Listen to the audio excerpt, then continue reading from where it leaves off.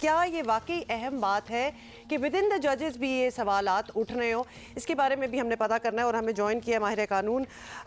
معیز جعفری صاحب نے۔ معیز جعفری صاحب، سب سے پہلے تو آبویسلی الیکشن والا بڑا اہم معاملہ ہے اور اس پہ بات چیت ہو رہی ہے۔ 9 رکنی جو بینچ ہے وہ بنایا گیا ہے، تو پہلے ہم نے دیکھا ہے کہ بار کونسل وغیرہ بھی اور اب ود ان دا بینچ جو ججز بیٹھے ہوئے ہیں وہ بھی اس کی ساخت پہ سوال اٹھا رہے ہیں۔ آپ کی نظر میں یہ روٹین معاملہ ہے، ایسی باتیں ہوتی رہتی ہیں یا پھر یہ ذرا ایکسٹرا آرڈنری بات ہو رہی ہے؟ جی دیکھیں، یہ سپریم کورٹ کے اوپر جو یہ باتیں اٹھ رہی ہیں سپریم کورٹ کی سماعت کے اندر، وہ اس لیے اٹھ رہی ہیں اس لیے کہ ماضی جو ہے سپریم کورٹ کا اس طرح کی چیزوں کو ہینڈل کرنے کا، اس کو مد نظر رکھنا ضروری ہے۔ سپریم کورٹ نے بارہا ایک پریفرڈ سیٹ آف ججز مل کے بیٹھ کر انہوں نے فیصلے کیے ہیں، جس کے اوپر بارہا کنسسٹنٹلی تنقید ہوئی ہے۔ ظاہر ہے اب جبکہ ایک ایسا معاملہ ہے کہ جہاں پر پی ایم ال ن سمجھتی ہے کہ ان کے لیے ایک انتہا بن چکی ہے، جس طرح مریم نواز صاحبہ نے کل کامنٹ کیا ہے، ججز کو براہ راست تنقید کا نشانہ بنایا ہے، تو وہ سمجھتے ہیں پی ایم ال ن کہ ان کے لیے ڈو اور ڈائی ہے۔ لہٰذا پی ایم ال ن کے علاوہ جو بار کاؤنسلز ہیں جو کہ ساری باتیں یہ پہلے بھی کر چکی ہیں، ان کے لیے بھی وہ سمجھتے ہیں کہ ناؤ انف از انف۔ یہ معاملہ کانسٹیٹیوشنلی اتنا پیچیدہ نہیں ہے، اوپن اینڈ شٹ ہے، اور اس کو ایڈریس کرنے کے لیے سپریم کورٹ نے میرے خیال سے ایک بہتر کام کیا تھا کہ 9 ممبر بینچ بنائی اور روایتی طور پہ 5 یا 3 ممبر بینچ نہیں بنائی۔ لیکن اس سے اور بھی بہتر ہوتا اگر اس 9 ممبر بینچ کے اندر تمام ججز جو ہیں وہ سینیورٹی کی بنیاد پر ڈالے جاتے اور مظاہر علی نقوی صاحب کو نہیں ڈالا جاتا اس وقت کی کنٹروورسی دیکھتے ہوئے۔ مثال کے طور پہ جہاں قاضی فائز عیسی صاحب کے حوالے سے بندیال صاحب نے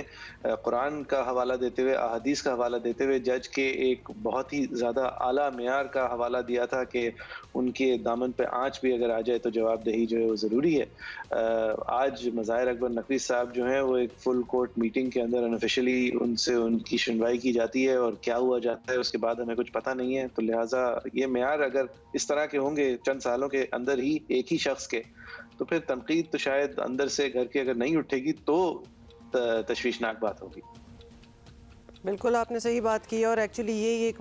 پاپولر اوپینین بھی ہے کہ یہ اندر سے ہی بات اٹھ رہی ہے تو اس پہ بات ہونی چاہیے۔ اچھا، پہلے دن کی سماعت کی اگر ہم بات کر لیں معیز، تو اس میں یہ بات بھی سامنے آئی ہے اور اس کا جائزہ بھی لیا جا رہا ہے کہ کیا خیبر پختونخوا پنجاب اسمبلیوں کا ٹوٹنا جو تھا وہ آئینی تھا کہ نہیں۔ اب اس پہ اگر بات ہو رہی ہے تو آپ یہ بتائیے گا کہ کیا آپ کو لگتا ہے کہ سپریم کورٹ اسمبلیاں بحال کرنے کا اختیار رکھتی ہے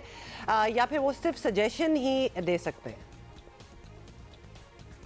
جی، سپریم کورٹ بالکل اگر ایک چیز کو غیر آئینی سمجھتی ہے، اسمبلیاں تحلیل ہونے کے بعد الیکشن پروسیس کا عمل شروع نہ کرنا اگر غیر آئینی کورٹ ڈکلیئر کر سکتی ہے، تو اس سے پہلے جس نے اس بات کو ٹریگر کیا یعنی کہ اسمبلیوں کی تحلیل ہونا، اگر وہی بدنیتی پر مبنی سپریم کورٹ سمجھتی ہے۔ اب یہ منصور علی شاہ صاحب نے سوال کیا تھا، اور اگر وہ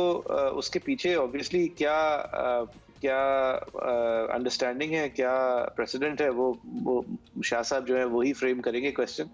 لیکن ضرور اگر یہ بات سامنے آیا ہے کہ بدنیتی پر مبنی تحلیل ہوئی تھی، اسمبلی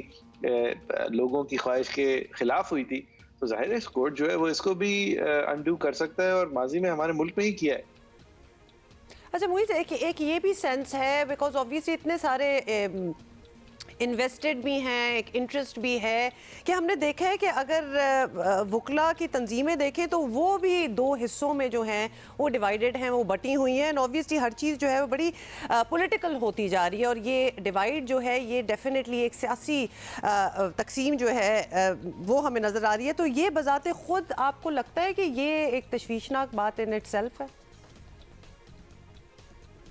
لیکن جی، سیاسی تقسیم ہونا جو ہے وہ تشویشناک نہیں، اچھی بات ہوتی ہے، لیکن یہاں پہ سیاسی تقسیم جو ہے وہ بجائے نظریات کے وہ الائنسز اور ریلیجنسز کی وجہ سے ہو رہی ہیں، اور ہی سیڈ شی سیڈ، یا آپ ان کا حال دیکھیں، ایک دوسرے کے ساتھ کمپیریزنز کی وجہ سے ہو رہی ہیں، اور یہ تشویشناک بات ہے کہ بجائے کسی چیز کے میرٹ کو پرکھتے ہوئے اس کے بعد تقسیم ہو، جو کہ تقسیم بہتر ہو۔ کانورزیشن جو ہے وہی ڈسینٹ جو ہے وہی فیڈ کرتی ہے اوپینین آف دا فیوچر کو، لیکن یہاں پر تقسیم جو ہے وہ میرٹس کے اوپر تنقید یا میرٹس کے اوپر کانورزیشن کی بنیاد پر نہیں بلکہ محض ایلیجنس کی بنیاد پر ہو رہی ہے۔ تو جی، وہ لمحہ فکریہ ہے۔ اچھا، ڈیبیٹ تو آپ کہہ رہے ہیں کہ ہونی ہی چاہیے۔ بہت بہت شکریہ Moeez Jafri for speaking with us. This is what happened yesterday और ऑफ कोर्स इतना कुछ और हो रहा है तो आपको अप टू स्पीड रखना हमारा काम है. That is why we do this show.